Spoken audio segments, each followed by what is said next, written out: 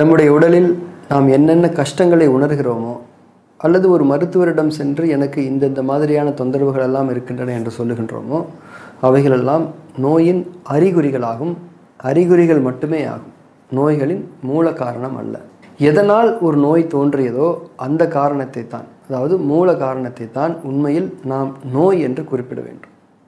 நோயின் மூல காரணம் அறிந்து கொள்ளப்படாமல் நாம் எடுத்துக்கொள்ளக்கூடிய சிகிச்சை முறைகள் நமக்கு நிறைவான விளைவுகளை நிச்சயமாக தராது.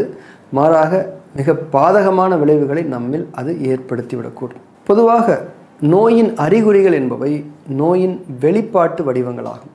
அதாவது அறிகுறிகள் என்பது வெளியில் தெரிவது, பார்த்துவிட முடியக்கூடியது அல்லது உடல் சார்ந்த நம்முடைய அனுபவமாக நம்மால் உணர முடியக்கூடியது என்று புரிந்து கொள்ளலாம். உதாரணத்திற்கு தலை வலிக்கிறது, வயிறு வலிக்கிறது என்றால் உடல் சார்ந்த அந்த அனுபவத்தை நம்மால் உணர முடியும். அதே போல் காலில் ஒரு காயமோ உடலின் ஏதோ ஒரு இடத்தில் ஒரு கட்டியோ ஏற்படுகிறது என்றால் அவைகளை நம்மால் கண்களால் பார்க்க முடியும் அல்லது மருத்துவ உபகரணங்களை கொண்டாவது பார்த்து விட முடியும்.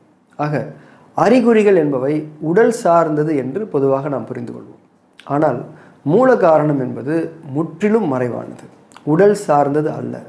உதாரணத்திற்கு அக்குபங்சர் மருத்துவத்தில் நம்முடைய சக்தி உடலில், அதாவது நம்முடைய உடலின் மறைவான பஞ்சபூத சக்திகளின் பாய்ச்சல்களில் பரவல்களில் நேர்ந்திருக்கக்கூடிய ஒரு குறைபாட்டை தான் நோயின் மூல காரணம் என்று குறிப்பிடுகின்றோம். மூல காரணத்தை நாம் அறிந்து கொள்வதற்கு 2 வழிகள் இருக்கின்றன.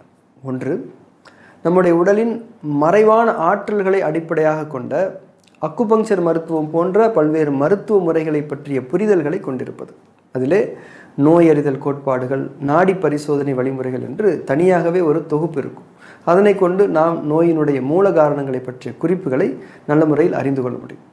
ஆனால் ஒரு பொதுவான தனி மனிதர் அவருடைய நோயினுடைய மூல காரணத்தை எப்படி அறிந்து கொள்ள முடியும்?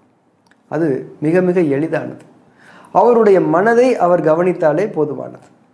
அவருடைய மனதில் இருக்கக்கூடிய கவலையும் துக்கமும் பயமும் கோபமும் வெறுப்பும் அவசரமும் அவநம்பிக்கையும் பெருமையும் பொறாமையுமே அவருடைய நோயின் உண்மையான மூல காரணங்களாகும்.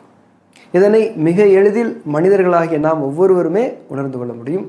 இன்னும் சொல்லப்போனால் நம்மால் மட்டும்தான் இதனை உணர்ந்து கொள்ள முடியும். மனதின் இந்த கெட்ட தன்மைகளே சக்தி உடலில், அதாவது நம்முடைய பஞ்சபூத சக்தி ஓட்டங்களில் பாதகமான பாதிப்புகளை ஏற்படுத்துகிறது.